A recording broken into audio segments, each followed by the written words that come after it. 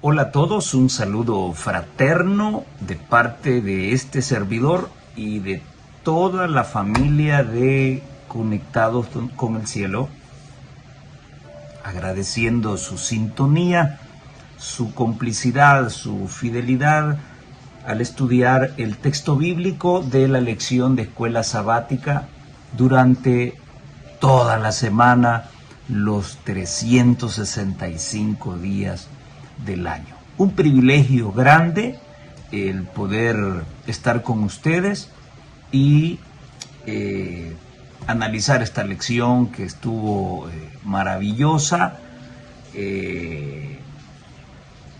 Quizá no por la riqueza literaria del texto, sino porque hemos estudiado la parábola de Jesús, la enseñanza de Jesús. Y eso ya hace maravillosa la lección. Cualquier lección, cualquier texto se vuelve maravilloso porque son las palabras textuales de Jesús. Una palabra de oración antes de tocar los detalles más relevantes de esta semana.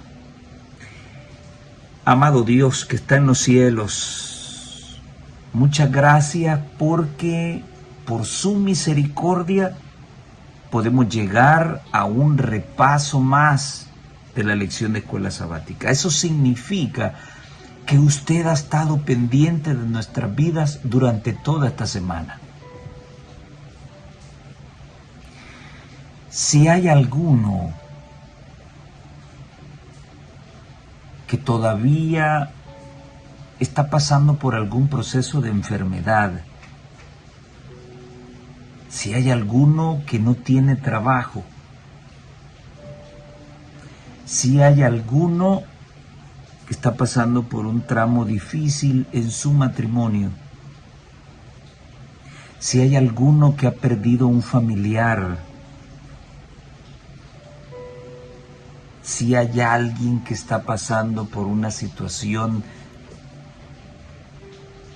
que lesiona la fe, que hace acrecentar más la desconfianza, que permite que la duda asalte y que comencemos impotentemente a pensar de que no existe un Dios.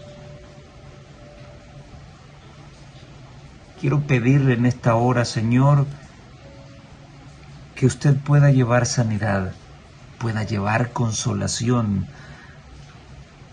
pueda llevar gozo, restauración, esperanza, perdón y misericordia. Nada hay imposible para usted. Por eso venimos hoy a agradecerle por esas hermosas palabras de Jesús que reconfortan, que son un bálsamo para las heridas, que derribaron el escepticismo del Sanedrín, que enmudecieron a los corruptos del Evangelio, a los que se apoderaron de la religión para hacer dinero con ella, para extorsionar al pueblo y para hacerle daño a su palabra. Gracias porque desde aquel momento las palabras de Jesús hoy vienen a nosotros y ojalá que puedan crear en nuestra vida el efecto que usted espera que puedan producir. Se lo suplicamos, Señor, en el precioso nombre de Jesús. Amén y amén. Ok, lección número 4. Parábolas. Una palabra con un gran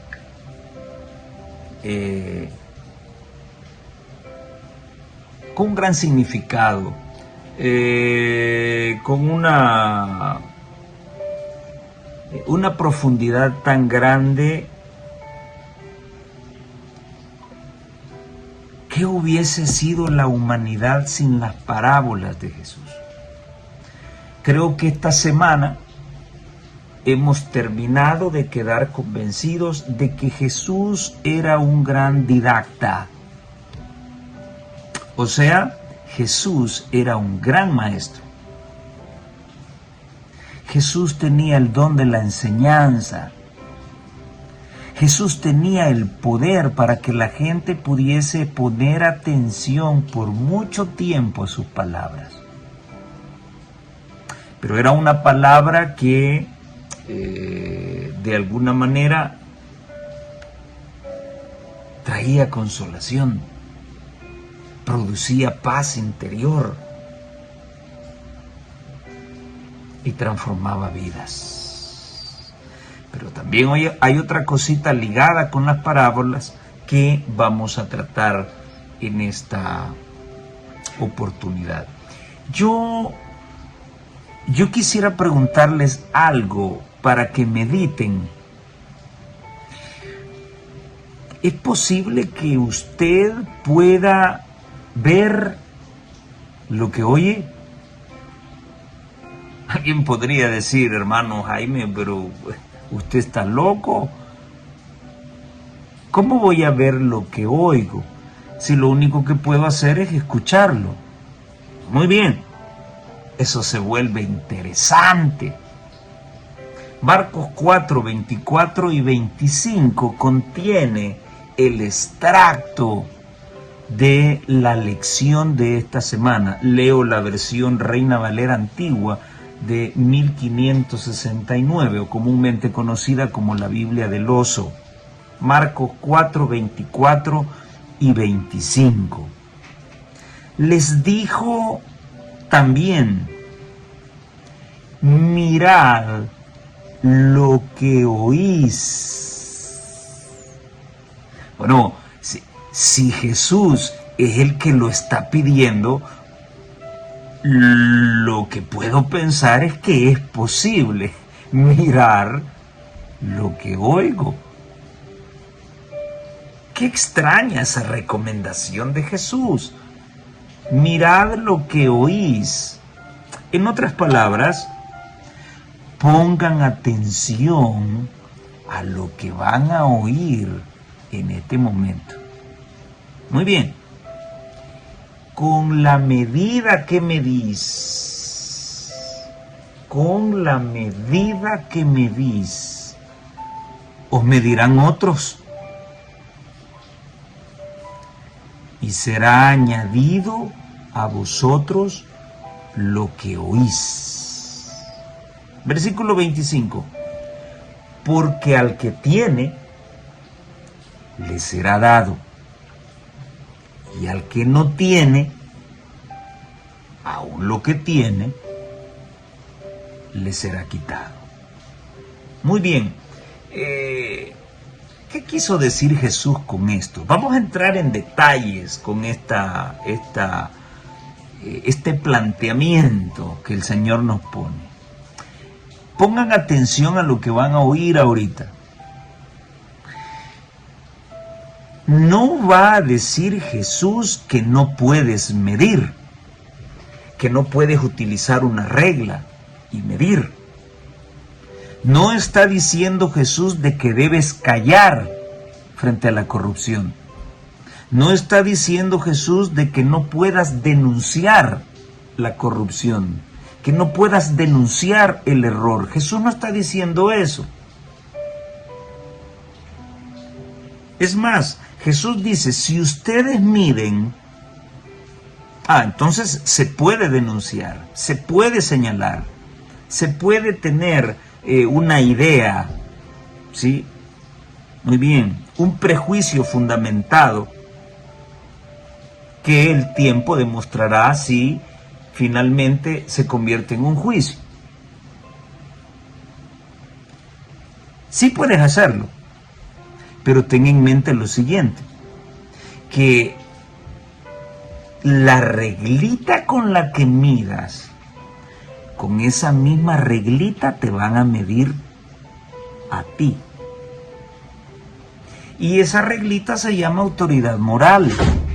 Y ese es el problema que a veces tienen la mayoría de personas que nos llamamos cristianos. Tenemos problemas con la autoridad moral. Y esto era lo que causaba alergia en la vida del Sanedrín, como lo causa hoy en día en la vida del Sanedrín. Jesús tenía autoridad moral para decir lo que dijo. Y esa misma reglita que él sacó para medir la actitud del Sanedrín, el Sanedrín quiso aplicarle la misma reglita, pero nunca pudieron sorprender a Jesús.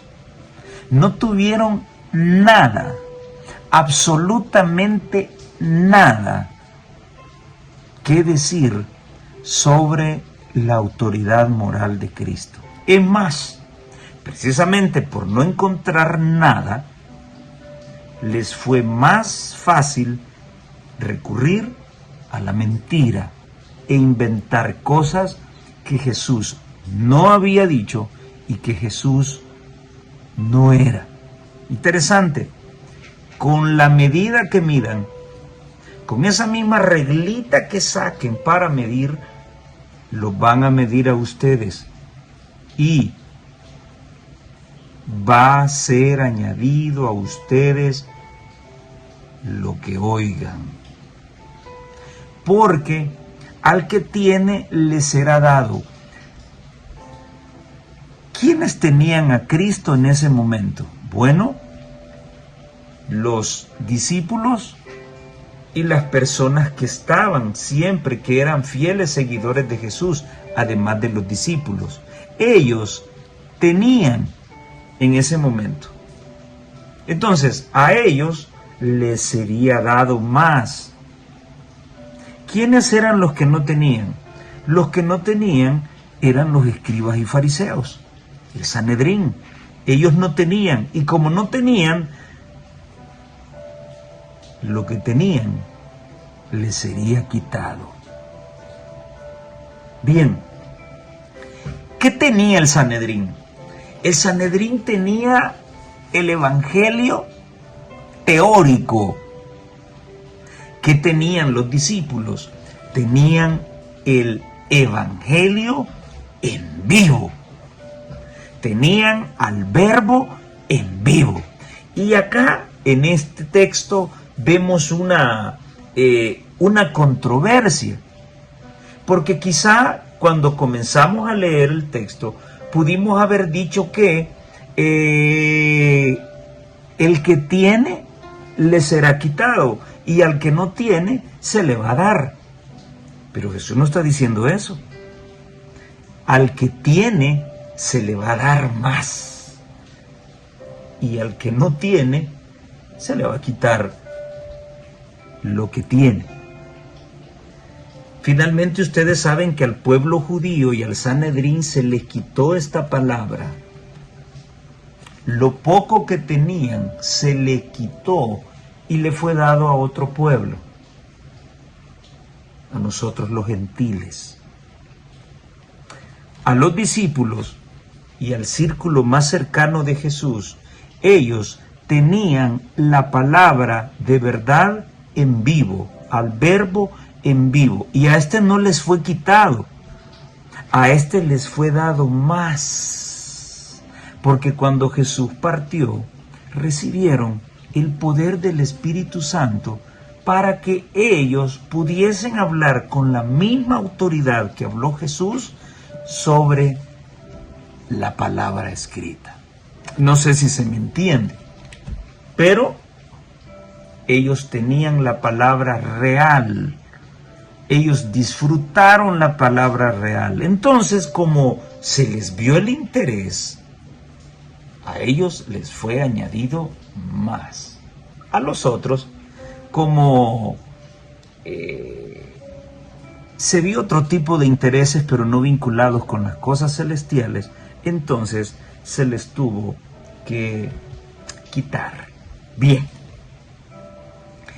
En el comentario de la lección el día sábado, el autor escribe: los eruditos han debatido por muchos años acerca del significado de las parábolas de Jesús.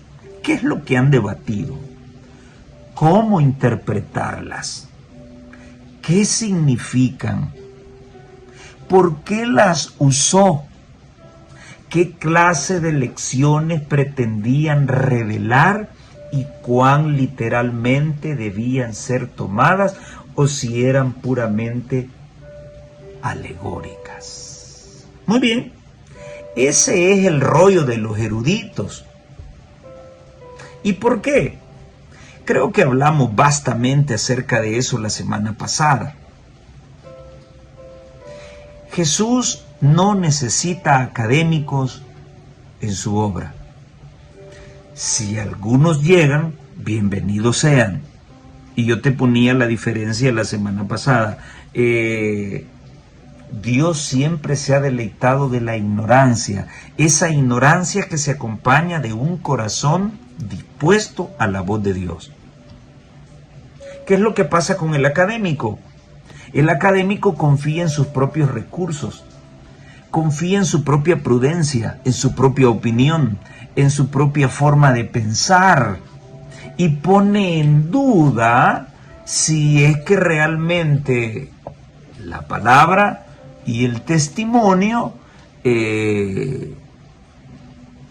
son inspirados, que es lo que ocurre hoy con la teología moderna.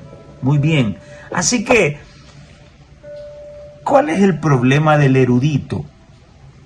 El erudito ha tenido problemas para encontrar cuál es el significado de las parábolas de Jesús. ¿Cómo hay que interpretarlas? ¿Qué significan esas parábolas? ¿Cómo las usó? ¿Qué lecciones deja? ¿Y qué es lo que literalmente puedo tomar y qué no? ¿Cuál es la intención? Defender mis prejuicios. Quiero ver qué es lo que puedo tomar de la palabra que apoya mi razonamiento. ¿Qué es lo que puedo tomar de la parábola que esté de acuerdo con lo que yo creo? Y en esta cuestión del evangelio, o lo tomas o lo dejas, pero no vas a tomar lo que te conviene. Y ese es el problema de los eruditos. No solamente eruditos de otras denominaciones, sino también los nuestros. Y, al final, el problema es un problema de interpretación. ¿Por qué si las cosas están claras, por qué no creemos lo mismo? ¿Por qué no hacemos lo mismo? ¿O por la diversidad? No, simple y sencillamente por cuestiones de interpretación caprichosa. No, es que no puedo aceptar lo del sábado porque tengo años de ser un pastor evangélico y, yo vivo de esto y bueno, aceptar el sábado significaría quedarme sin trabajo, así que, por lo tanto, voy a encontrar otra interpretación. Jesús tuvo que haber dicho otra cosa vinculada con el sábado. Y entonces, esa es una interpretación caprichosa. Por eso es que Jesús no le da mucho crédito al académico. ¿Por qué? Porque él pone delante sus intereses, él pone delante su razonamiento, su estudio, y sería una ofensa que un neófito venga a ponerlo en tela de juicio, que es lo que siempre ha hecho el evangelio. Dios se ha valido de hombres ignorantes, humildes, para trastornar al mundo. Y eso todos lo sabemos. Ahora, así que en esta lección, a mí personalmente no me interesa si los eruditos aceptan esto, lo otro. A mí lo que me interesa es lo que Jesús dijo y la implicación que eso tiene para mí, me guste o no me guste. apoye lo que yo siempre he creído o pisotee mis prejuicios, pisotee mi razonamiento o pisotee mi educación, ¿sí? Soy yo quien debo acomodarme a la palabra de Jesús. No soy yo el que debo acomodar las palabras de Jesús a mi forma de pensar. Pero bien, no me crean a mí. En la página 41 del libro Consejos sobre la obra de la escuela sabática, la sierva de Dios escribió: la comprensión. Hoy les he sacado unas citas bomba. Citas que golpean el orgullo, golpean los prejuicios, golpean esa formación académica, formal.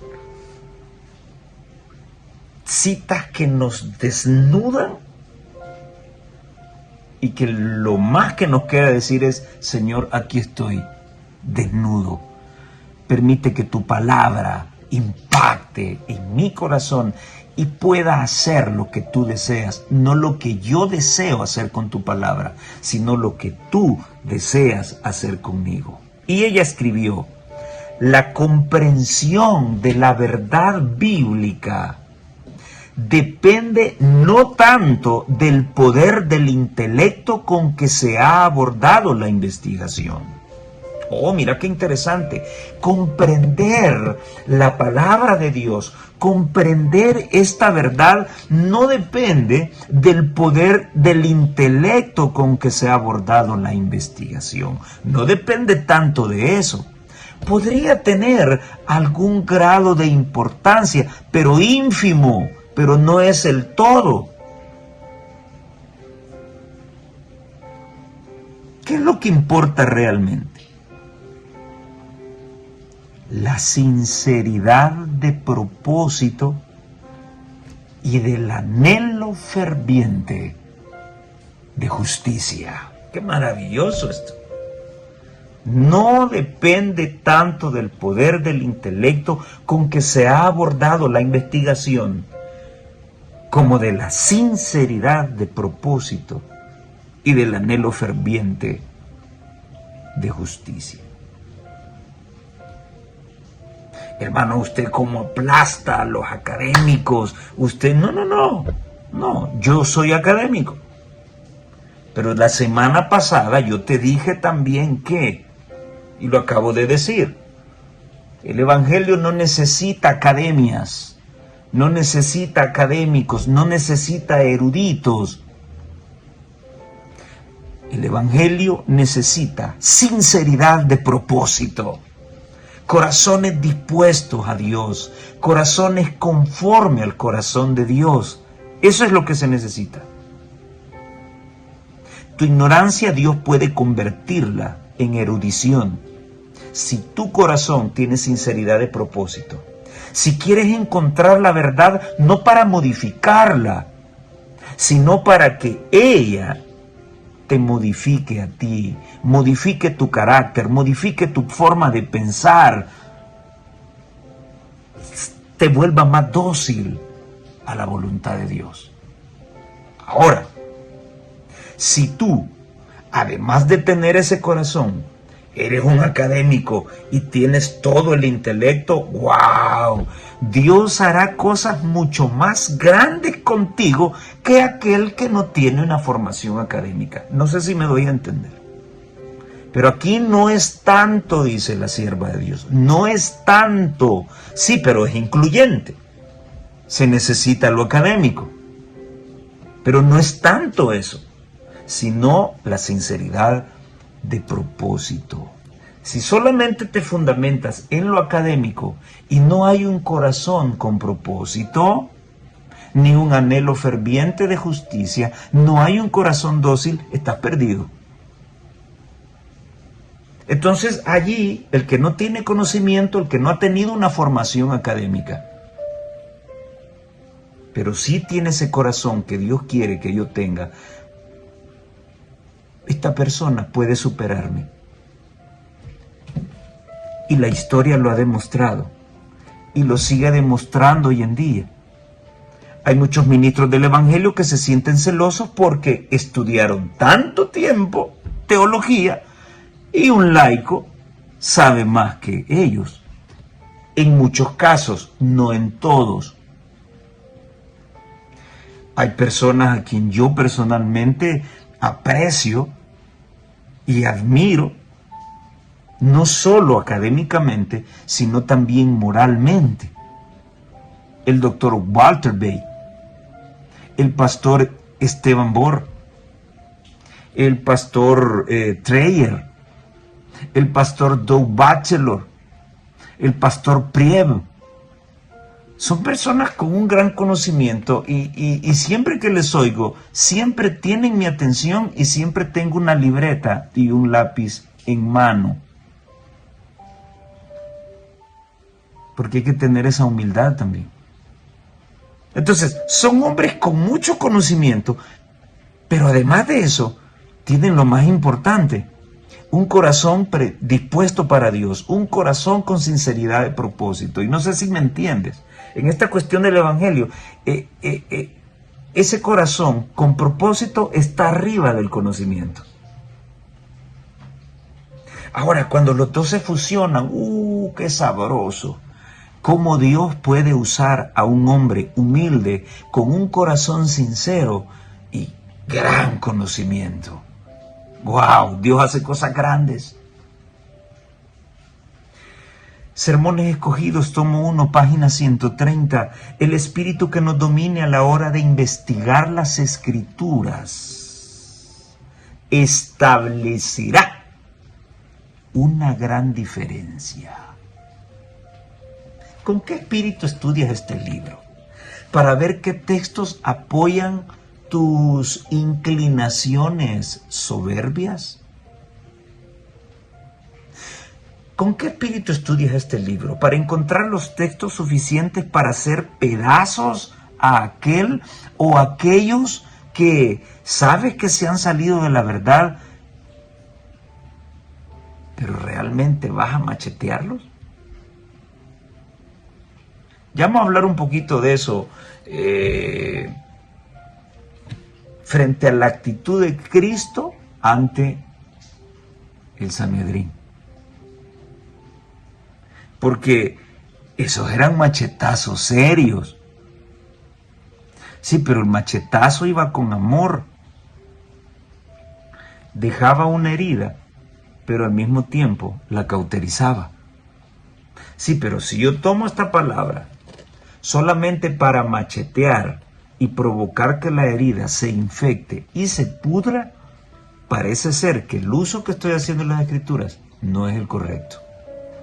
El espíritu que nos domine a la hora de investigar las Escrituras establecerá una gran diferencia. Si tenemos un espíritu dócil, dice ella, dispuestos a aprender, con nuestros corazones libres de prejuicios, no tratando de acomodar las Escrituras a nuestras ideas, sino acomodando nuestras ideas a las Escrituras. Entonces, si yo este libro no lo acomodo a mí, si yo me acomodo a este libro, entonces conoceremos la doctrina y la entenderemos. ¡Wow! ¿Será acaso esta la razón por la cual está entrando tanta apostasía dentro de la iglesia y aquellos que dicen tener conocimiento y haberse preparado por tanto tiempo en las cosas sagradas sean ciegos y permisivos frente a la gran cantidad de mundanalidad que está entrando a la iglesia? ¿Qué es lo que intento decir? ¿Será que la intención con la que agarro esta palabra no es la adecuada. No tengo un espíritu dócil, no tengo un espíritu para aprender, sino que mi conocimiento lo utilizo para poner en dudas la autenticidad y la inspiración de la palabra de Dios y de los testimonios. Entonces, ¿qué es lo que va a ocurrir? No voy a conocer la doctrina y no la voy a entender. No lo digo yo, señores, lo dice ella. Pero igual, me da igual que se enojen conmigo o se enojen con ella. Necesitamos acomodar nuestra vida a la palabra de Dios, no acomodarla a ella a nosotros. Y ese es el problema ahorita de los adventistas del séptimo día. Estamos acomodando la Biblia a mis gustos. Si solamente le falta a aquellos que son promiscuos decir, bueno, si antes eran 7 para uno, pues, ¿qué de malo hay hoy? Si David tenía tantas, ¿qué de malo hay que yo tenga también unas 2 o 3, además de la esposa que tengo? Y no creas que no hay algunos que piensen así y que justifiquen su vida promiscua aún tocando las cosas santas, como lo existió en la antigüedad con Ofni y Finés. ¿Te acuerdas? Hoy en día muchos están acomodando el mensaje de la palabra de Dios, pero a sus ideas. El uso de alhajas, de pinturas, la vestimenta, el baile. Ya hoy cada pastor decide qué es literal y qué es simbólico. Oh, no, usted está tomando muy literal lo que está diciendo. Un momento, ¿y entonces para qué se escribió? Y como hace mucho tiempo dijo el pastor Esteban Bor, si vamos a estar haciendo lo mismo que el mundo evangélico hace, ¿qué chiste tiene ser adventista del séptimo día? ¿Dónde está la gracia?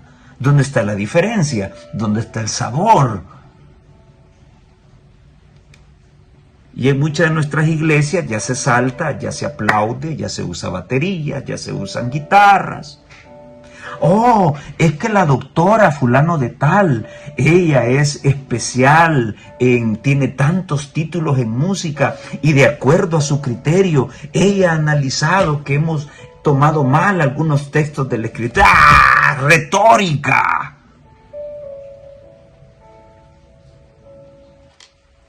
O la palabra habla o el erudito habla. ¿Quién le vas a creer?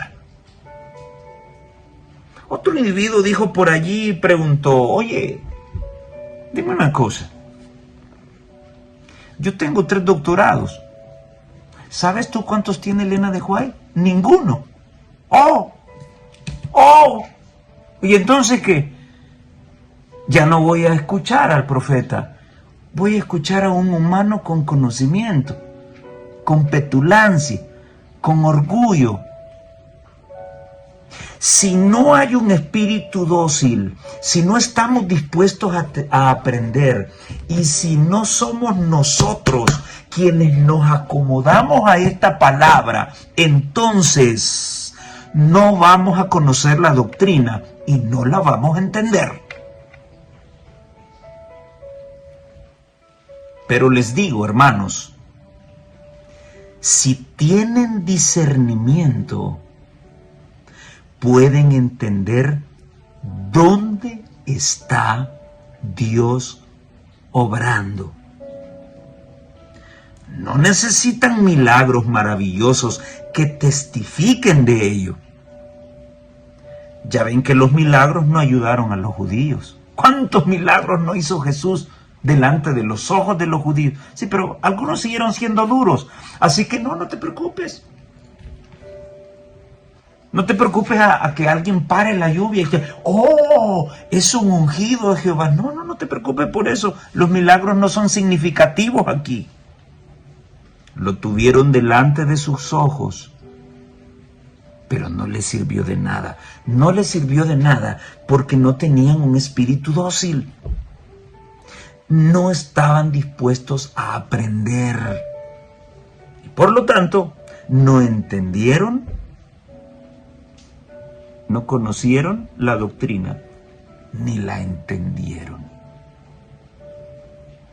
Y por eso, lo poco que tenían, les fue quitado. Dice el libro de Marcos, el versículo 25, capítulo 4, versículo 25. ¿Ya va teniendo sentido esto? No es muy académico el asunto, ¿no? Es más espiritual. Es mucho más espiritual. Muy bien. Parábolas. Parábolas. ¿Cuántas parábolas? El sembrador, los talentos, el publicano, la oveja perdida, el rico insensato. Bueno, una enorme cantidad de parábolas. ¿Por qué Jesús habló en parábolas? ¿Por qué? Yo te voy a dar 3 razones, fundamentado en el espíritu de profecía. 3 razones. No. ¿Pensaste que yo te iba a decir el doctor fulano de tal?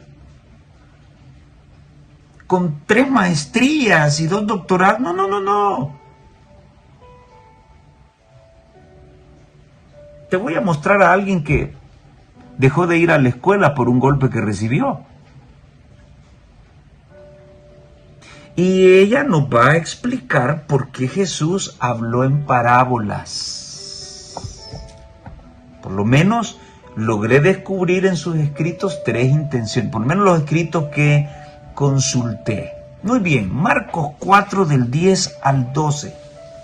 Y cuando estuvo solo Jesús, le preguntaron los que estaban cerca de él con los 12. ¿Qué le preguntaron a Jesús? Bueno, le preguntaron sobre la parábola, dice el versículo 10 del capítulo 4 de Marcos. Y Jesús les dijo: a vosotros, a ustedes, es dado saber el misterio del reino de Dios. A ver, con todo lo que hemos introducido, ¿por qué a ese grupo selecto? Y se me está viniendo a la mente ahorita lo que dijo este mentirosío de Arnaldo Cruz, de que Jesús no vino a cambiar la vida de los discípulos. ¡Oh, erudito! Y no faltará aquel ignorante a su conveniencia que venga y diga: oh, entonces yo no necesito cambiar. Qué peligroso, ¿eh? Qué peligroso cuando una figura pública comienza a hablar barrabasadas sin fundarse en la ley y el testimonio. ¿Por qué a este grupo, los que estaban cerca de él, con los 12, era un grupo selecto amplio, no solo eran 12, habían más personas? ¿Por qué a estos sí se les podía revelar o se les reveló el reino de Dios? Por lo que la mensajera de Dios nos dijo al principio, tenían un espíritu dócil. Estaban dispuestos a aprender. Estaban dispuestos a acomodarse ellos a la palabra de Jesús. ¿Cuál fue el resultado de tener esas características? A vosotros es dado saber el reino, el misterio del reino de Dios. Mas a los que están fuera, los que no son parte de este grupo, a ellos por parábolas todas las cosas. Por parábolas. La instrucción directa era para ese grupo selecto. ¿Y por qué eran selectos? Por eso. Tenían corazones dispuestos a Dios, sinceros, con ganas de aprender. ¿Por qué se les habló en parábolas? Para que viendo, vean y no echen de ver. Y oyendo, oigan y no entiendan. Porque no se convierten y no quieren que sus pecados sean perdonados. En otras palabras, para que no tengan excusa. A ustedes los misterios, o sea, el misterio se les es revelado. Porque ustedes están dispuestos a aprender. Sí, pero el que no quiere aprender anda detrás, pero criticando. Anda detrás, cuchicheando y metiendo cizaña. Entonces, ese se la vamos a explicar más suavecito, tal vez entiende. Y ya vamos a ver por qué. Se la vamos a explicar de otra manera, como niño, con ejemplos. Para que su ignorancia, su idiotez, salga a flote y viendo no vea y oyendo no oiga nada. Y por lo tanto, no se convierta y no quiera que sus pecados sean perdonados. Yo sí lo quiero perdonar, yo sí quiero que se convierta, es lo que está diciendo Jesús, pero su misma ignorancia, su misma torpeza, su corazón rebelde y su confianza en sus motivos, pues están evitando que yo le pueda convertir y que yo le pueda perdonar los pecados. ¿Por qué? Porque será difícil para él tomar una decisión por la verdad. Espero que me estés entendiendo, pero déjame que ella hable. Cada día con Dios, página 359. Cristo dio a entender a sus discípulos que predicaba por medio de parábolas y escondía las grandes verdades que presentaba mediante expresiones figuradas. O sea, Jesús tapaba, disimulaba esa verdad para que fuera más asimilable, para que las personas que no entendían la verdad ni la amaban, no solo basta entender la verdad, sino que debemos amar la verdad. Y tercero, permitir que esa verdad me transforme. Si yo permito que la verdad me transforme, es porque amo la verdad. No solo la tengo, la amo. Y quiero que me transforme. Entonces, Jesús escondía las grandes verdades que presentaba mediante expresiones figuradas, o sea, mediante parábolas, para que las personas que no tenían la verdad ni la amaban, aquellos cuyos corazones habían sido desviados por sus propios caracteres y su inclinación a la complacencia propia, no estaban dispuestos a acomodarse a la palabra, querían acomodar la palabra de Jesús al ritmo de ellos, a sus deseos.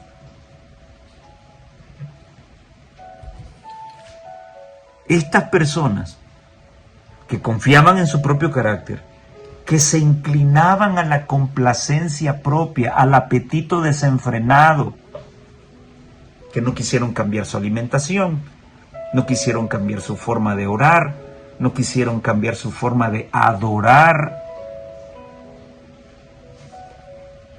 no pudieran conocer sus doctrinas. ¿Por qué? Porque se iba a malograr. Porque no amaban esta palabra.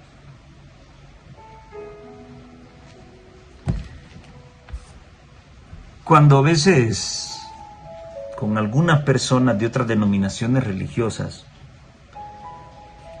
trato de presentarles tan clara la verdad del sábado y la veracidad de la ley de Dios. Pero tienen un espíritu rebelde tan grande, confían en su conocimiento, en su interpretación, entonces ya no vale la pena estar hablando con una persona así. Y se las he puesto dibujadita, diagramada, explicadita, que a veces los que no han estado en la plática terminan meneando la cabeza y dicen, tiene razón, ¿verdad? Sí, pero el erudito, confiando en sus propios propósitos y principios, dice, pues no es así. Pues bueno, no se puede hacer más nada. Punto. A la larga el Señor me dice, id y haced discípulos y bautícese. Sí, pero no es obligación. Yo voy a presentar la palabra. El que crea encontrará salvación, el que no. Pero yo no voy a tratar de convertir a la gente. Esa no es la misión nuestra como humanos. Esa es misión del Espíritu Santo, porque Él es el que convence de pecado y de juicio. Nuestro Señor calificó a los oidores infructuosos. ¿Quiénes son los oidores infructuosos? Aquellos que no tienen la verdad, no aman la verdad, sus corazones son desviados a confiar en sus propios caracteres y se inclinan a la complacencia propia. Esos no pueden conocer las doctrinas. Y no es porque Cristo no quiere que la conozcan, no, es que su forma de ser, su orgullo, no permite que la verdad haga efecto en sus corazones. Cristo no es el culpable, es el hombre. Y esto lo he dicho varias veces acá en este canal. Cristo vino a salvar, sí, pero ustedes no quisieron. ¿Se acuerdan cuando lloró a la entrada a Jerusalén? Jerusalén, Jerusalén, que matas a las profetas y apedreas a los que te son enviados a ti. ¿Cómo te quise cubrir como la gallina cubre los polluelos? Sí, pero no quisiste. Ahí está el problema. Entonces, esto quedará como testimonio. Yo quería salvarte. Yo quería cambiarte. Yo quería transformarte. Sí, pero te la puse suavecita. Te la expliqué con ejemplos, con cosas que pasan a tu alrededor. Sí, pero no quisiste. Seguiste terco diciendo, yo tengo la razón, no Dios. Bueno, ok, no se pudo hacer nada. Yo sí quise. Tú no quisiste. Ahí está. El problema no es Dios. El problema somos tú y yo. Esto está clarísimo. Y como te lo dije en una de las lecciones, tú no necesitas un teólogo para entender esto. No lo necesitas. Los discípulos no eran teólogos. Y te leí una cita donde él decía de que Jesús no encomendó a los discípulos cuando los escogió. ¿Te acuerdas cuando vimos esa lección? Cuando Jesús escogió a sus discípulos y les dijo, ven y sígueme, no los confió en manos de los eruditos del Sanedrín, porque la verdad se podía arruinar. Tuvieron al más grande de los maestros, al mismo Dios, como su profesor. ¡Qué maravilloso eso! A mí se me encrispa la piel cuando me imagino esa escena cada vez que leo el Evangelio. Y se me aparece esa escena donde Jesús le pasan el rollo de Isaías. Y comienza a leer, el Espíritu de Dios ha sido enviado sobre mí para pregonar las buenas nuevas de salvación. Y hay un montón de cosas. 7 cosas principales del ministerio de Cristo. Y al final les dice, esta palabra se ha cumplido hoy delante de vosotros. ¡Guau! Un texto, un capítulo mesiánico que la misma persona en quien se iba a cumplir se los estaba leyendo, escrito desde hace muchos siglos atrás, de que el Hijo de Dios apareciera, y ahora tuvieron el privilegio de escuchar la lectura de ese capítulo de Isaías en labios de aquel en quien se iba a cumplir la palabra de esa profecía. Oh, mira, es maravilloso. Nosotros ya tenemos traducidas las parábolas. Los discípulos las escucharon calentitas, tiernitas, de los labios de Jesús. ¡Qué lindo! Nuestro Señor calificó a los oidores infructuosos como escépticos. De todo dudaban. Quizás, tal vez. Él calificó a los oidores infructuosos como escépticos, superficiales o secularizados. Los tales no pueden percibir la gloria moral de la verdad o su aplicación práctica y personal a sus propios corazones. Ahí está el problema. Algo tan sencillo no lo puede digerir. ¡Oh! Buenísimo para el álgebra, buenísimo para la física, buenísimo para la trigonometría, pero algo tan sencillo no lo puede permitir entrar a su vida para que lo transforme. Tremendo esta palabra. Los tales no pueden percibir la gloria moral de la verdad o su aplicación práctica y personal a sus propios corazones. Carecen de la fe que vence al mundo y en consecuencia el mundo los vence a ellos. Explícame algo. ¿Cómo el mejor científico del planeta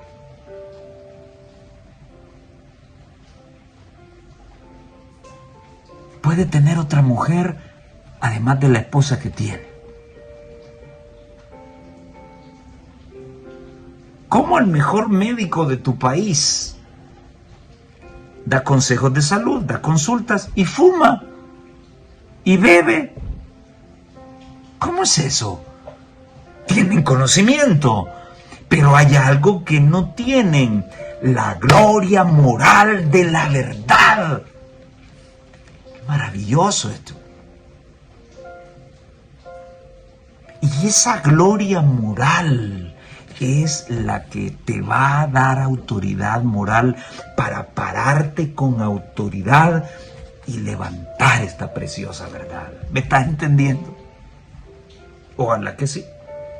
Lo que acabo de leerte está en la página 359 de Cada Día con Dios. Así que, en primer lugar, Cristo habló en parábolas, porque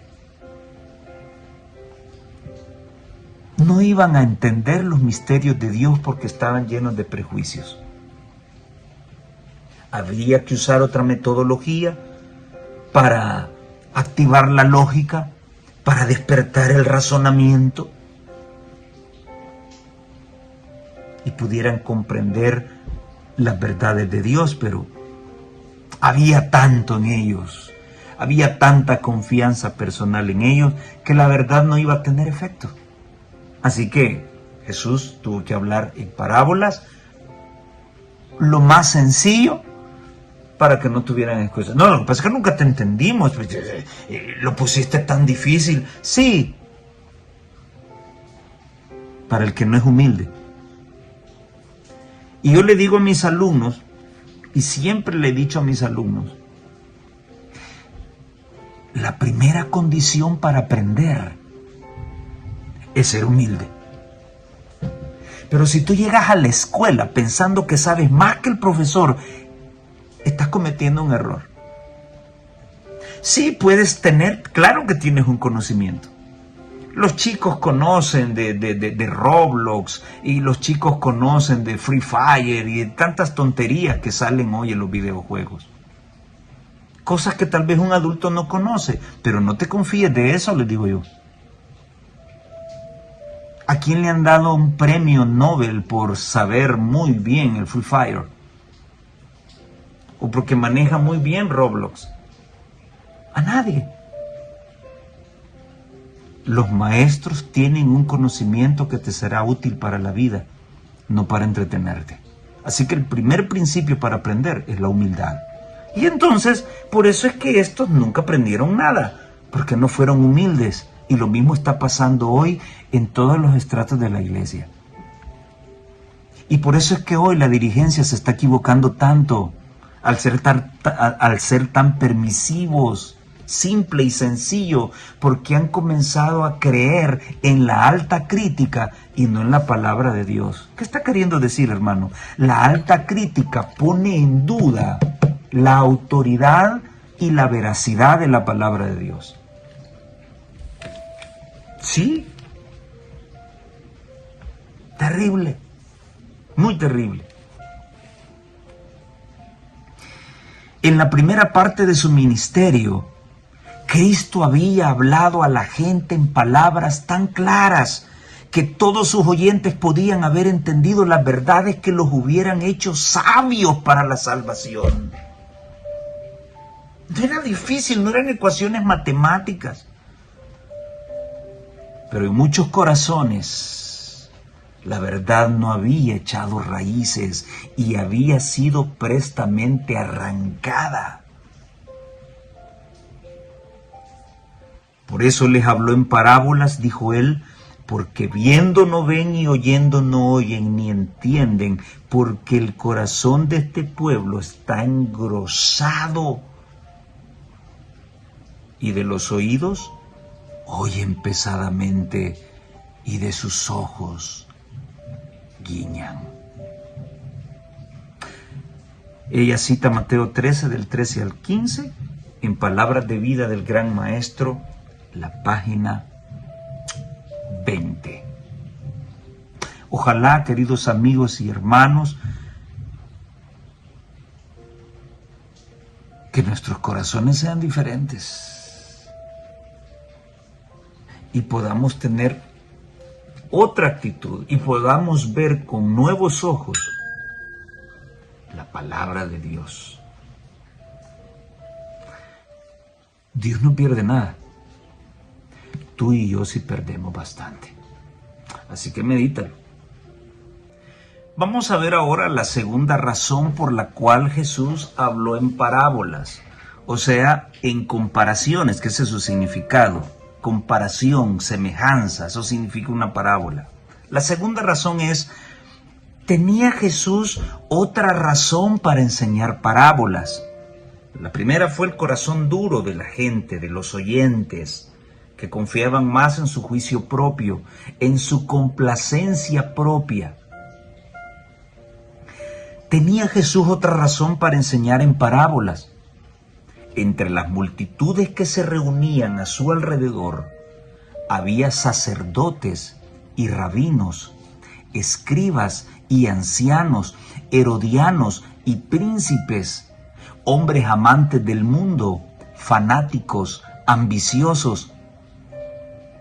9 tipos de personas que llegaban a escuchar a Jesús también, que deseaban, sobre todas las cosas, encontrar alguna acusación contra él porque sentían el golpe de la autoridad moral de Jesús. ¿Recuerdan cuando la gente decía, nadie ha hablado como habla este, habla con autoridad?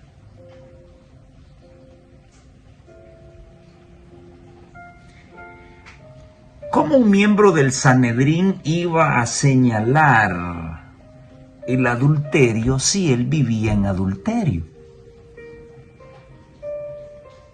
Jesús hablaba con poder porque no era un adúltero. ¿Cómo un miembro del Sanedrín podía hablar acerca de el ser un ladrón y corrupto. No podía hacerlo con autoridad, tenía que hacerlo porque era su obligación, pero no lo hacía con autoridad, con fuerza. Sin embargo, Cristo lo hacía con una fuerza terrible, porque Él no era un ladrón ni era un corrupto. Eso se llama autoridad moral y eso lo da el poder moral, la gloria moral de la palabra de Dios. Entonces, al escuchar a Jesús hablar del adulterio, del robo, de la corrupción, del maltrato a la esposa, del maltrato a los hijos, entonces estos querían callarlo, y es el efecto que tiene la palabra de el que tiene autoridad moral.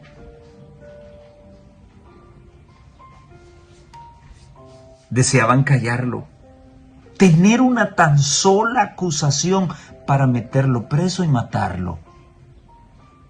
Sus espías seguían sus pasos día tras día para hallar alguna palabra de sus labios que pudiera causar su condena y acallar para siempre a aquel que parecía arrastrar el mundo tras de sí. El Salvador entendía el carácter de esos hombres y presentaba la verdad de tal manera que ellos no pudieran hallar nada en virtud de lo cual presentar su caso ante el Sanedrín.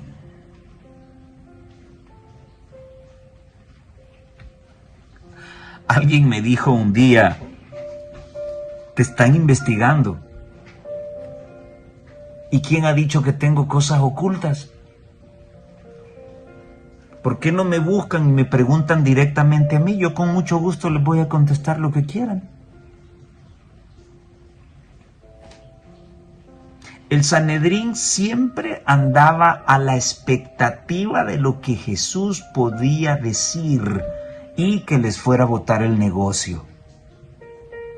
Porque en eso convirtió la religión, el Sanedrín, en un negocio.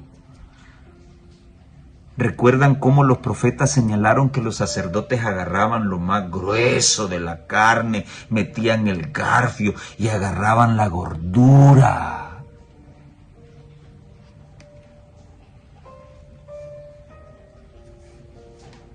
¿Acaso no es lo mismo que se vive hoy en día? ¿Cuántas casas tienes tú?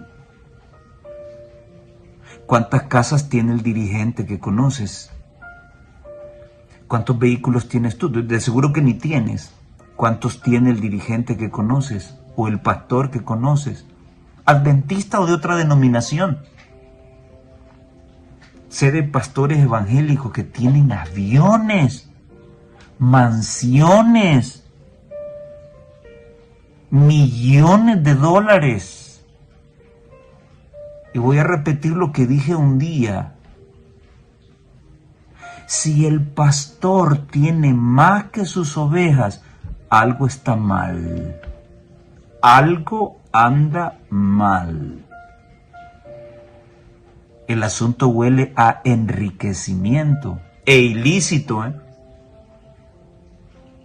En eso había convertido el Sanedrín el evangelio, en finanzas, en un medio para tener lo que no hubiesen alcanzado si hubiesen sido ingenieros, arquitectos o lo que sea.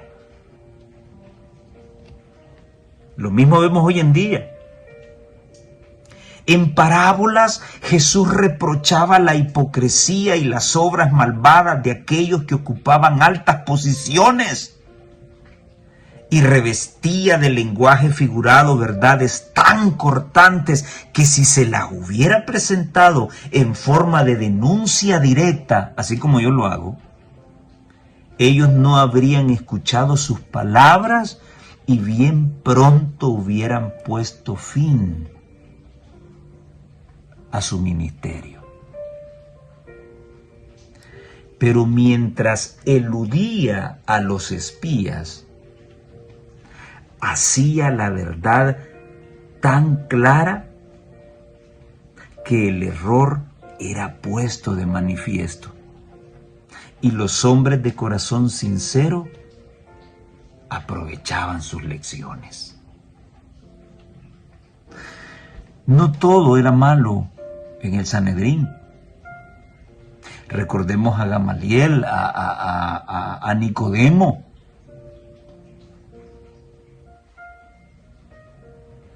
Esa gente estuvo dispuesto a aprovechar las lecciones de Jesús. Oh, cuánto anhela mi corazón que todos esos ministros adventistas, no me interesan los otros, me interesan los míos, los que llevan mi mismo nombre, los que van conmigo en el mismo camino hacia el reino de los cielos. Cuánto me encantaría que dejaran de ver el evangelio como una fábrica para hacer dinero.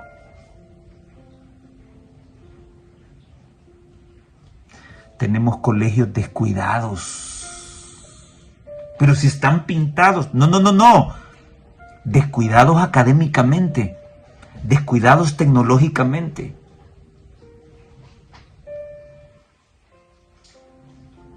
Dije que iba a hablar de educación un día, al ratito ya hablamos. ¿Cuánto me encantaría que esta lección impactara el corazón de aquellos que han puesto sus ojos en las riquezas, en la lana de la oveja, y no en la oveja?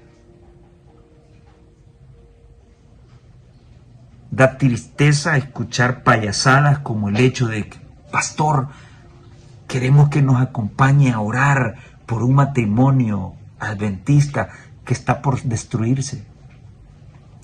Ya no es tiempo para andar en eso. ¿Cómo? La respuesta de un varón encargado de cuidar la ley de Dios, a la grey de Dios, decir, ya no es tiempo para eso. Hombre, y entonces, ¿dónde está su profesionalismo como ministro?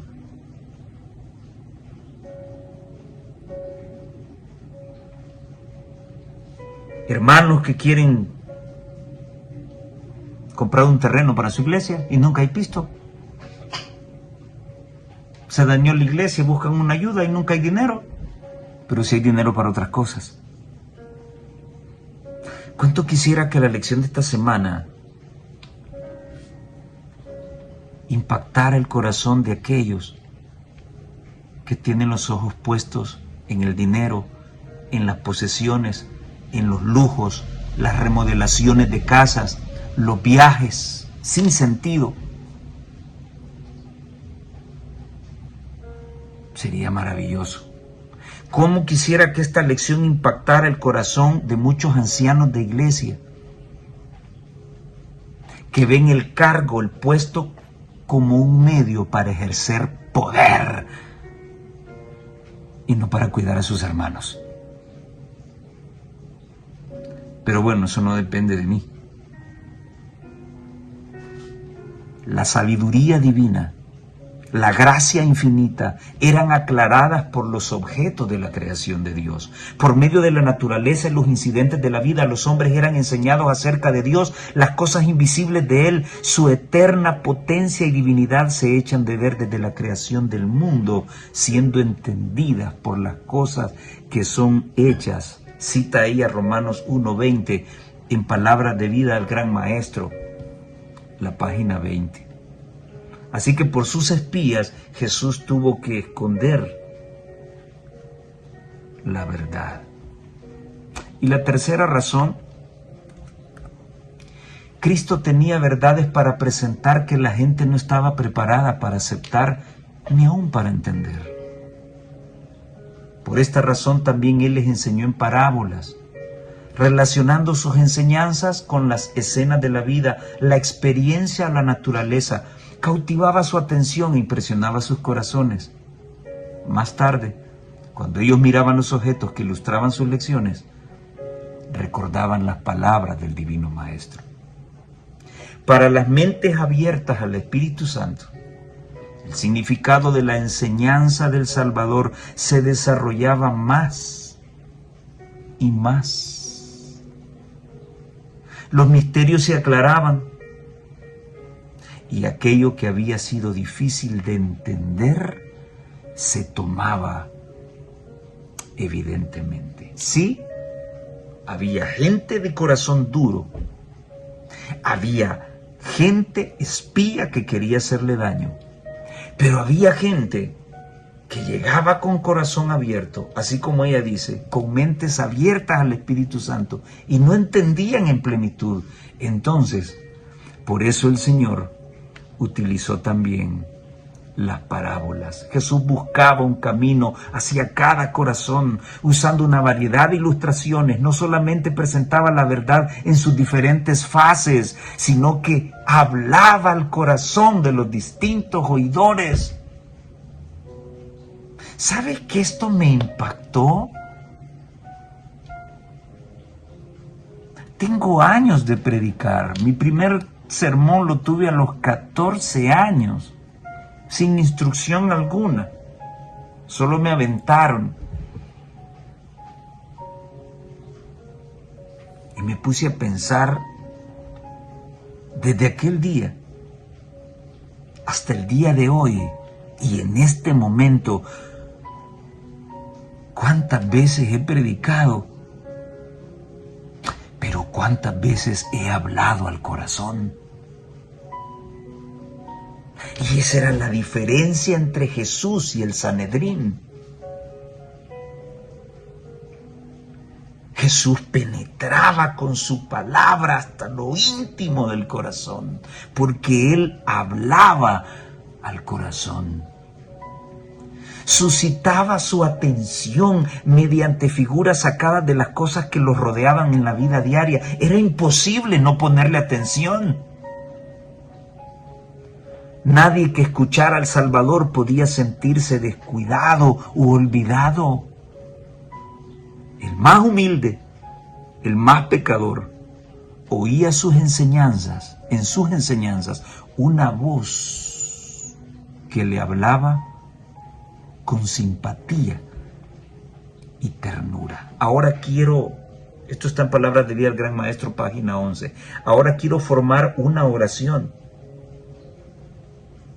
Tantos años de predicar la palabra de Dios, y cuántas veces hablé al corazón con simpatía y ternura, como lo hacía Jesús. ¡Wow! Increíble. Me quedo sin palabras. No hay mejor maestro que Jesucristo. No lo hay. Y esta semana vimos 5 parábolas en el mismo bosquejo. 5 trozos de parábola que se sacan de la misma parábola. La parábola del sembrador. ¡Qué maravillosa esa parábola! Espero que haya sacado grandes lecciones de esto. Maravilloso. Se habló de la parábola del sembrador, de la lámpara, de la medida, de la semilla de mostaza y el crecimiento de la semilla. Muy bien, no vamos a leerlas acá, solo vamos a ver su significado. En la parábola del sembrador podemos encontrar que el sembrador es ¿quién? El sembrador es o eres tú, el obrero fiel. Id y predicad el Evangelio a todas las naciones, bautizándolos en el nombre del Padre, del Hijo y del Espíritu Santo. El obrero fiel es el sembrador. El sembrador no lleva la semilla y obliga a la tierra a que haga sembrar esa semilla, ¿no? el sembrador solo tira la semilla. Eso significa, y ya lo dije anteriormente, que tú y yo no tenemos el poder para convencer a nadie. Pero hermano, pero si yo escuché al pastor, pero si yo escuché al anciano, yo escuché al diácono, al laico, al diácono, y en su campaña yo he visto que platicó con fulano y lo convenció. No. Él fue el instrumento. Quien convence es el Espíritu Santo, no el hombre. Y esto está representado en esa semilla. El sembrador solo tira la semilla. No soy yo quien la hace sembrar, la hace crecer. Es el Espíritu Santo. La semilla, o la buena semilla, es el Evangelio, que se contiene en la palabra de Dios. Esta misma semilla se le llama simiente. Mira qué lindo esto. En la semilla están todos los elementos genéticos que van a permitir que la especie de la semilla se replique. Esta palabra tiene todos los elementos de la genética espiritual que permitirá que se perpetúe la especie cristiana sobre este mundo. ¡Qué maravilloso! ¡Qué maravillosa lección esta! El Evangelio representado en la semilla, quien contiene el poder de la perpetuidad de la especie. Esta palabra tiene el poder de hacer perpetuar la especie de Dios, la simiente de Dios. ¿Te acuerdas de eso? En Primera de Juan. El que tiene la simiente de Dios en el corazón no puede pecar. Y esa simiente es Cristo. Esa semilla cayó por los caminos y las aves del cielo se la comieron. En ellos se siembra la palabra, pero después que la oyen, inmediatamente viene el diablo y quita la palabra que se sembró en sus corazones. Bien, ese terreno, en ese terreno se escuchó la palabra de Dios. En todos los terrenos donde cayó la semilla, se oye la palabra de Dios, se repite esa palabra, oye. En esos caminos, en el camino se sembró la palabra, pero después que la oyeron, inmediatamente viene Satanás y quita la palabra de sus corazones. Luego cayó en un terreno pedregoso y el sol vino, quemó la semilla y se secó. ¿Por qué? Porque no echó raíz. Este tipo de personas oyen la palabra y al momento la reciben con gozo, pero por sentimiento. Lloran, se emocionan, hacen pactos, compromisos, te bautizan. Y después de 15 días se están preguntando qué fue lo que hicieron. Y ya no llegan. Algunos sí, y ahí llevan un cristianismo irregular.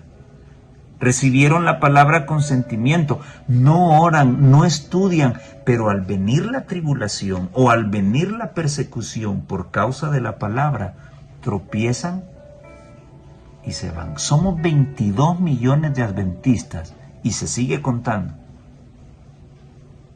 Pero si viniera la persecución hoy y el edicto de muerte como producto de la ley dominical, ¿cuántos adventistas quedarían? ¿Se mantendrían los 22 millones? Eso es lo que pasa con la semillita que cayó en tierra pedregosa. No echó raíz, no profundizó, solo se llenó con lo que el pastor le decía. Solo se llenó con lo que oía de otros, pero no tuvo una experiencia personal con Dios. Bueno, entonces se secó la raíz, vino el sol, la quemó y la raíz se secó. Luego hubo otra semillita que cayó en los espinos. Los espinos la ahogaron y no permitieron que diera fruto. Estos también oyen la palabra, pero el trabajo, los títulos académicos, las riquezas, el cine, los estadios, las fiestas, el baile, el Barça, el Madrid, el sexo ilícito, la codicia, ahogan la palabra y no hay fruto. Pero otra semilla cayó en buena tierra. Vean que la semilla es buena y la tierra tiene que ser buena. Brotó, creció y dio mucho fruto. Estos también oyen la palabra y la reciben y la aman y dan mucho fruto. Lindísimo. Por medio de la palabra del sembrador, Palabras de Vida al Gran Maestro, página 16, Cristo ilustra las cosas del reino de los cielos y la obra que el gran labrador hace por su pueblo. A semejanza de uno que siembra en el campo, Él vino a esparcir los granos celestiales de la verdad. Y su misma enseñanza en parábolas era la simiente con la cual fueron sembradas las más preciosas verdades de su gracia. A causa de su simplicidad, oigan esto, la parábola del sembrador no ha sido valorada como debiera haber sido, por su simplicidad. De la semilla natural echada en el terreno, Cristo desea guiar nuestras mentes a la semilla del Evangelio, cuya siembra produce el retomo de los hombres a su lealtad a Dios. Aquel que dio la parábola de la semillita es el soberano del cielo. Y las mismas leyes que gobiernan la siembra de la semilla terrenal rigen la siembra de la simiente de verdad. Qué lindo esto, ¿eh? Qué maravilloso. Yo soy uno de los que dice y predica que sí se puede vivir sin pecado en esta tierra, porque lo dice la palabra y porque lo dicen los testimonios. No es que yo me lo haya inventado. Sí, pero muchos se enojan porque piensan de que esto es un proceso así. No. A ver, hoy siembro semillas de pepino y mañana tengo pepinos. Hoy siembro plátano y mañana tengo plátanos. Es un proceso. La sierva de Dios, hablando de Enoc, ella dice de que Enoc educó su mente y su corazón para no pecar contra Dios. Y hablar de educación es un proceso. ¿Cuánto cuesta enseñarle a un chico que tiene a leer a un chico que tiene problemas de atención? Que tiene problemas de aprendizaje. Es un proceso. No es de la noche a la mañana. Las mismas leyes que rigen el crecimiento de la semillita en la tierra son las mismas leyes que rigen el crecimiento de la simiente verdadera. Qué preciosa esta palabra. Es una lecturita sabrosa, sabrosa. También les dijo, vamos a hablar de la lámpara. ¿Tráese la antorcha para ser puesta debajo del almud o debajo de la cama? El almud era una caja que utilizaban en las siembras. ¿Alguien abre el almud y mete allí para que alumbre? No va a alumbrar. ¿Acaso no es para ser puesta en un candelero? Porque no hay nada oculto que no haya de ser manifiesto, ni secreto que no haya de descubrirse. Si alguno tiene oídos para oír, oiga. La verdad siempre se sabe, aunque te escondas. Sí, tú, aunque te escondas. La verdad siempre va a salir a luz. Alguien te va a ver. Y yo por eso me cuido mucho en eso. Porque cuando uno piensa esconderse, ahí aparece alguien que te conoce. En la luz radiante de la mañana se destacaban claramente las aldeas y los pueblos en los cerros circundantes. Y eran detalles atractivos de la escena. Señalándolos, Jesús dijo: una ciudad asentada sobre un monte no se puede esconder. Está a la vista de todos. Luego añadió: ni se enciende una lámpara y se pone debajo de un almud, sino sobre el candelero, y alumbra a todos los que están en la casa. La mayoría de los oyentes de Cristo eran campesinos o pescadores en cuyas humildes moradas había un solo cuarto, en el que una sola lámpara desde su sitio alumbraba toda la casa.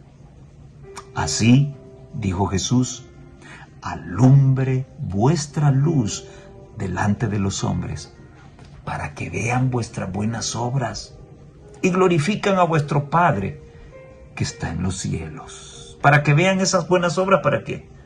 ¿Para salvarme? No, las buenas obras son el producto de la salvación que ya me dio Jesús. Discurso Maestro Jesucristo, página 35 y 36. Tremenda lección la de la lámpara. Si decidiste hacerte cristiano, es porque debes vivir como cristiano y no como mundano.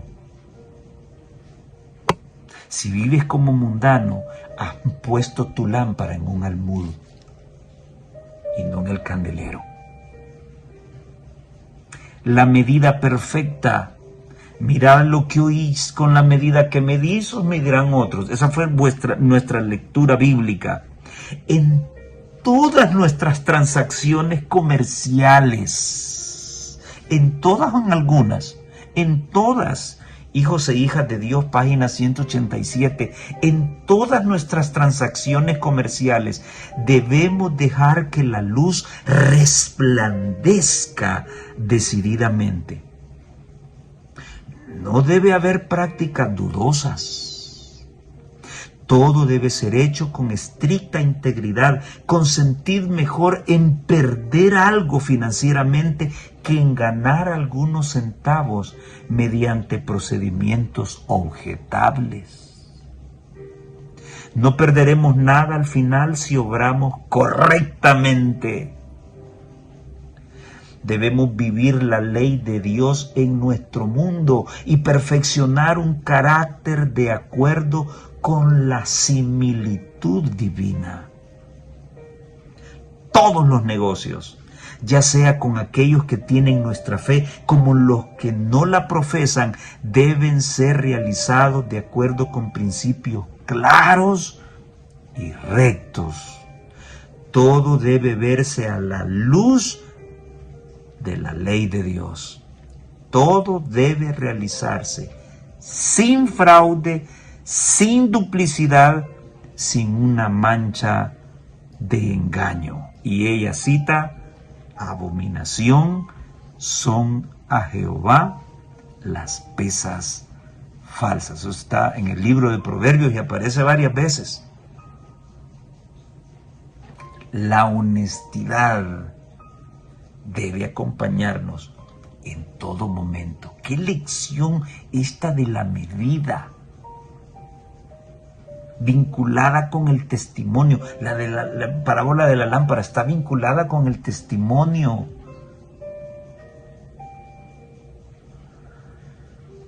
No vas a decir que eres cristiano y vas a andar en tu vehículo sacándole la mamá a medio mundo. No puedes. No puedes decir que eres cristiano si dices malas palabras. No puedes decir que eres cristiano si estás planificando traicionar a tu esposo o traicionar a tu esposa. No puedes decir que eres cristiano si tu esposa con amor te sirve la comida y porque no te gustó se la tiraste en la cara. ¿Y por qué no puedo serlo? ¿Porque usted lo está diciendo? No, porque Cristo no lo hizo. Y aquí el jefe es Cristo, no el pastor, ni yo, ni nadie. Aquí el jefe es Cristo y aquí se hace lo que Él dice. Si te parece, si no, estás perdido. Y finalmente tenemos el crecimiento de la semilla y la semilla de mostaza. Decía más Marcos 4, 26 y 29, así es el reino de Dios, como si un hombre echa simiente en la tierra y duerme. Y se levanta de noche y de día y la simiente brota y crece como él no sabe. Porque de suyo fructifica la tierra, primero hierba, luego espiga, después grano lleno de la espiga, y cuando el fruto fuere producido, luego se mete la hoz, porque la siega es llegada. Una de las parábolas más hermosas e impresionantes de Cristo es la del sembrador y la semilla. Así es el reino de Dios, dijo él. Como cuando un hombre echa semilla en la tierra y duerme y se levanta de noche y de día y la semilla brota y crece sin que él sepa cómo. Porque de suyo lleva fruto la tierra, primero hierba, luego espiga, después grano lleno en la espiga. El que dio esta parábola era el mismo que había creado la diminuta semilla. Le había dado sus propiedades vitales, lo que estábamos hablando anteriormente, y ordenado las leyes que debían gobernar su crecimiento. Un crecimiento gradual, no de un día para otro. E hizo de ella una ilustración viva de la verdad, tanto en el mundo natural como en el mundo espiritual. Consejo para los maestros, página 132. Mientras Jesús presentaba esta parábola, podían verse plantas de mostaza lejos y cerca, elevándose por sobre la hierba y los cereales, meciendo suavemente sus ramas en el aire. Los pájaros revoloteaban de rama en rama y cantaban en medio de su frondoso follaje. Sin embargo, la semilla que dio origen a estas plantas gigantes era una de las más pequeñas. Al principio proyectó un tierno brote, pero era de una potente vitalidad y creció y floreció hasta que alcanzó el gran tamaño que entonces tenía. Así el reino de Cristo al principio parecía humilde e insignificante. Comparado con los reinos de la tierra, parecía el menor de todos. La aseveración de Cristo de que era rey fue ridiculizada por los gobernantes de este mundo. Sin embargo, en las grandes verdades encomendadas a los seguidores de Cristo, el reino del Evangelio poseía una vida divina. ¿Y cuán rápido fue su crecimiento? ¿Cuán amplia su influencia? Cuando Cristo pronunció esta parábola, había solamente unos pocos campesinos galileos que representaban el nuevo reino. Su pobreza, lo escaso de su número, era presentado repetidas veces como razón por la cual los hombres no debían unirse con estos sencillos pescadores que seguían a Jesús. Pero la semilla de mostaza había de crecer y extender sus ramas a través del mundo. Cuando pereciesen los gobiernos terrenales, cuya gloria llenaba entonces los corazones humanos, el reino de Cristo seguiría siendo una fuerza poderosa y de vasto alcance. Esto está en Palabras de Vida del Gran Maestro, páginas 55 y 56. ¡Qué gran maestro fue Cristo en esta tierra! ¿A quién le vas a creer? ¿Al que no tiene autoridad moral? ¿O al que vino a hablar con poder moral porque la gloria de la moral de la palabra era su vida.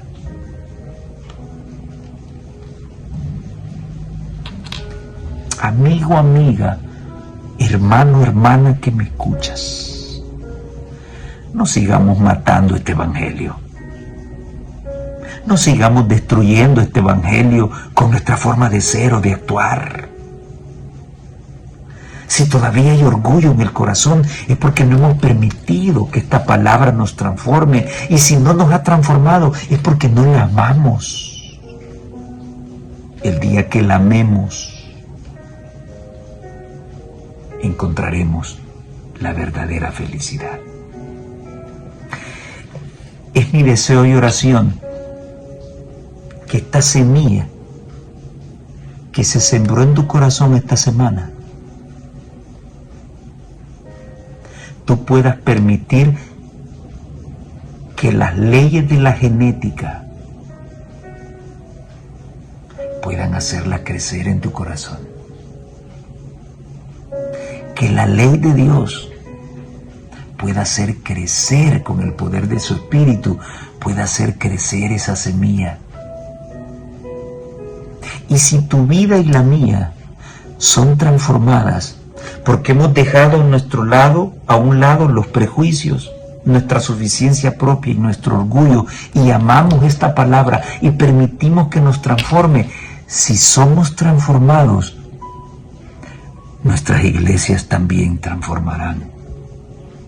Y entonces la verdad brillará en toda su plenitud.